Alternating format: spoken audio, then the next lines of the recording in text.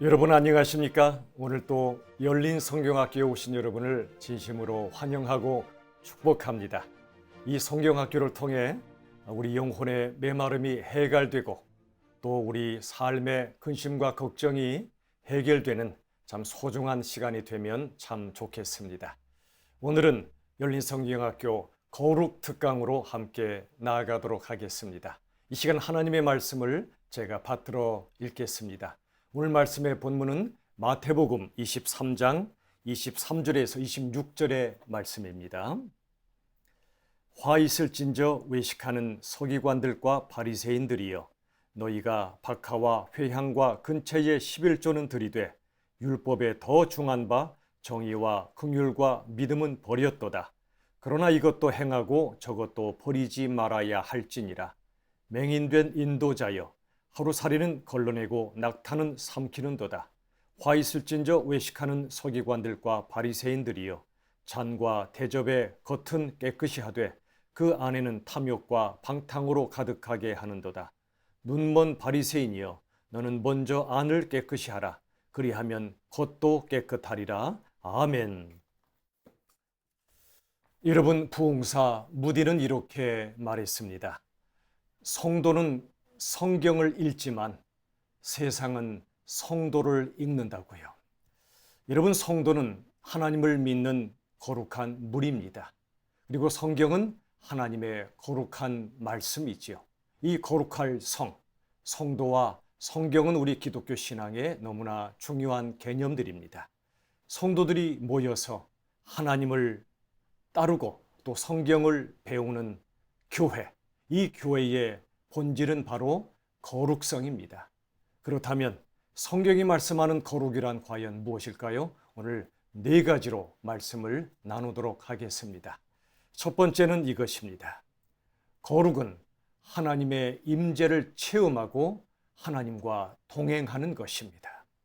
마태복음 23장 25절 오늘 본문의 말씀을 보시면 화 있을진저 외식하는 서기관들과 바리새인들이여, 잔과 대접의 겉은 깨끗이 하되 그 안에는 탐욕과 방탕으로 가득하게 하는도다 라고 말씀해 주십니다. 서기관과 바리새인들을 향하여 탐욕과 방탕이 가득하다고 말씀하고 있습니다. 여기 먼저 방탕은 도덕적 개념을 넘어 영적인 개념입니다. 내가 인생의 주인이 되어 내 마음대로 사는 걸 말합니다. 10계명 중에 제1계명이 무엇입니까? 이런 말씀이죠. 나 외에는 다른 신들을 내게 두지 말라. 여기 다른 신을 둔다는 것은 하나님의 왕 되심, 하나님의 주 되심을 거절하는 것을 가리킵니다. 그래서 그들은 하나님의 임재를 원하지 않습니다. 하나님과의 동행도 거부하는 것입니다. 선악과를 따먹은 아담과 하와의 원죄, 이 원죄의 핵심은 지독한 자기 중심성이었습니다. 하나님 대신 내가 왕의 자리에 앉아 있겠다는 것이요. 영적 암흑기였던 사사시대의 특징이 무엇이었습니까? 사사기 21장 25절이 이 특징을 말씀해 줍니다. 왕이 없으므로 각기 자기의 소견에 옳은 대로 행하였더라. 왕이신 하나님이 그들에게 없었기 때문에 자기의 소견에 옳은 대로 살았다는 것입니다. 잠언 29장 18절은 이렇게 말씀합니다. 묵시가 없으면, 즉 하나님의 계시와 말씀이 없으면 백성이 방자히 행한다고 말씀합니다. 여기 방자히 행하는 게 바로 방탕을 가리킵니다. 하나님의 말씀을 멀리하면 우리들은 방자하고 방탕하게 살 수밖에 없다는 겁니다. 누가복음 15장에 나오는 탕자 이야기, 너무나 우리가 잘 압니다. 그런데 이 탕자, 즉 방탕한 아들의 마음속엔 아버지가 없었습니다. 아버지를 이미 죽은 사람 취급하고 아버지가 죽어야 받을 수 있는 유산을 바로 지금 달라고 했던 겁니다. 그의 심중에, 그의 안중에도 아버지는 없었던 겁니다. 그게 방탕의 본질입니다. 오직 자기밖에 없었습니다. 그래서 아버지를 떠나버렸습니다. 하나님을 떠나버린 인생들을 가리킵니다. 그래서 거룩은 자기 중심에 방탕함을 내려놓고 하나님 중심성을 회복하는 것입니다. 또 탐욕도 도덕적 개념을 넘어 영적인 개념입니다. 십계명 중에 제2계명이 무엇입니까? 너를 위하여 새긴 우상을 만들지 말라고 말씀하셨습니다. 우상에는 외적 우상과 내적 우상이 있습니다. 외적인 우상은 결국 내적인 우상을 가리키고 있습니다. 내적 우상이 무엇일까요? 그건 바로 탐심 또는 탐욕입니다. 여러분, 골로새서 3장 5절은 이렇게 말씀합니다. 탐심은 우상 숭배라고요. 탐심 내지 탐욕은 하나님이 아닌 것을 숭배하는, 그게 우상 숭배라는 것입니다.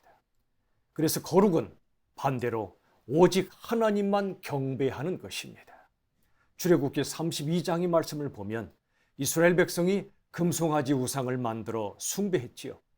금송아지 우상의 본질은 자기 우상, 즉 탐심의 우상이었던 것입니다. 그때 하나님께서 모세에게 말씀하셨습니다. 내가 약속한 땅은 주겠지만 나는 거기에 너희와 함께 올라갈 수 없다고요. 그러자 모세가 화들짝 놀라서 하나님께 간곡하게 말씀드렸습니다.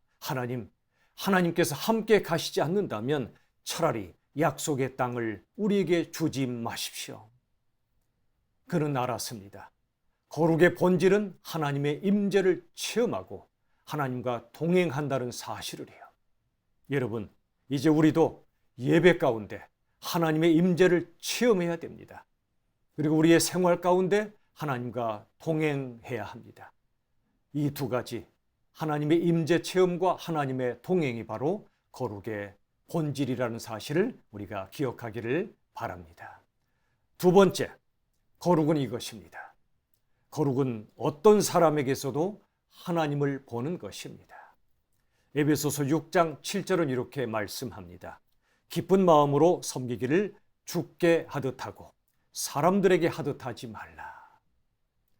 마태복음 25장 40절도 이렇게 말씀하지요. 지극히 작은 자 하나에게 한 것이 곧 예수님께 한 거라고요. 거룩은 사람을 보면서 하나님을 보는 것입니다. 거룩은 사람을 섬기면서 하나님을 섬기는 것입니다. 거룩은 사람을 사랑함으로써 하나님을 사랑하는 것입니다. 여러분, 평등이 무엇일까요? 평등은 모든 사람에게서 존귀한 하나님의 형상을 볼 때 이루어지는 것입니다. 하나님의 형상엔 수준 차이가 있을 수 없습니다. 마찬가지로 하나님의 형상으로 지음받은 인간의 존엄성에도 수준 차이는 있을 수 없습니다.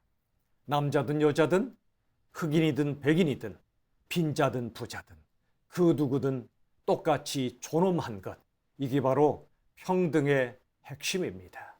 여러분, 그래서 마태복음 23장 11, 12절은 이렇게 말씀하지요. 너희 중에 큰 자는 섬기는 자가 되라고요. 세상에서 큰 자는 섬김을 받는 자지만 하나님 나라에서 큰 자는 섬기는 자라는 겁니다. 누구든지 자기를 높이는 자는 낮아지고 누구든지 자기를 낮추는 자는 높아지리라 말씀해 주셨습니다. 모든 사람이 자기를 낮추고 다른 사람을 높일 때, 즉 다른 사람을 존귀히 여길 때, 그래서 모든 사람이 존귀하게 될 때 평등한 세상이 되는 겁니다. 모든 사람에게서 하나님을 볼 때 그게 바로 거룩이요, 거룩의 결과, 이 땅에 참된 평등이 온다는 사실입니다. 우리도 그러면 참 좋겠습니다.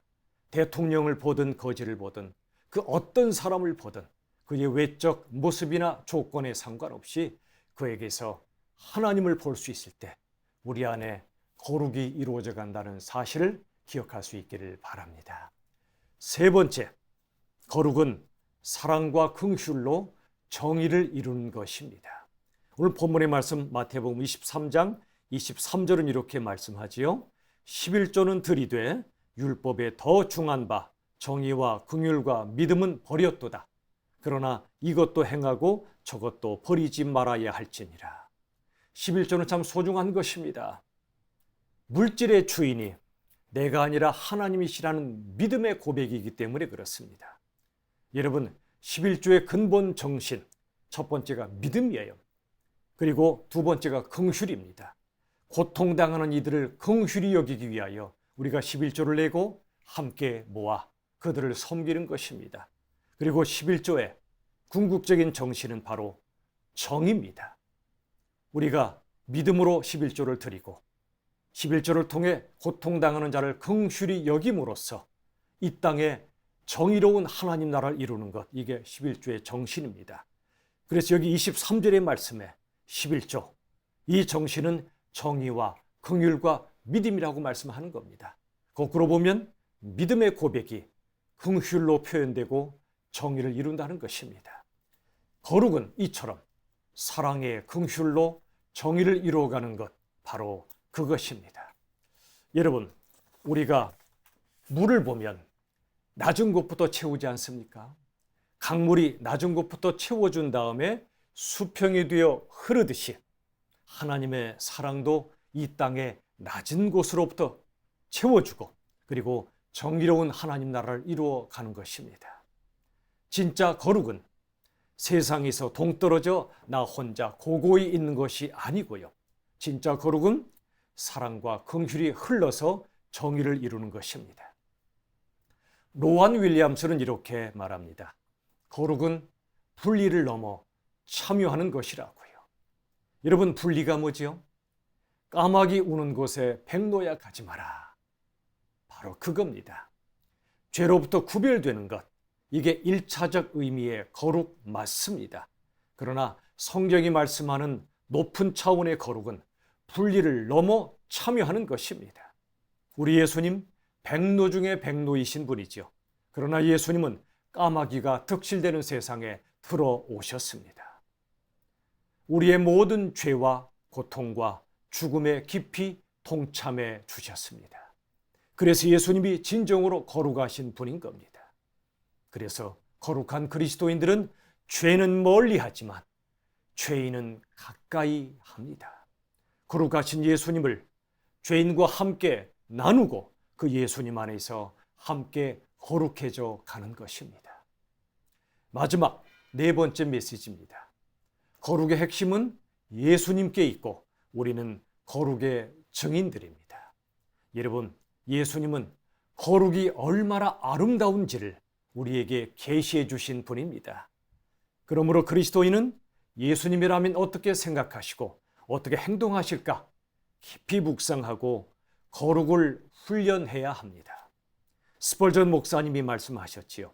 죄는 씨 뿌리지 않아도 잘 자라지만 거룩은 힘써 경작해야 자란다고요.